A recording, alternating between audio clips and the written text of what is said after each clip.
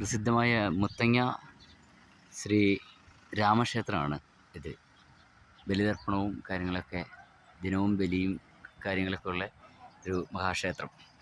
നമ്മുടെ കേരളത്തിൻ്റെയും കർണാടകത്തിൻ്റെയും ബോർഡറായ സുൽത്താൻ ബത്തേരിയിൽ നിന്നും വന്നിട്ടുള്ള കർണാടകത്തിൻ്റെ എൻട്രൻസ് മുത്തങ്ങ ശ്രീരാമക്ഷേത്രം.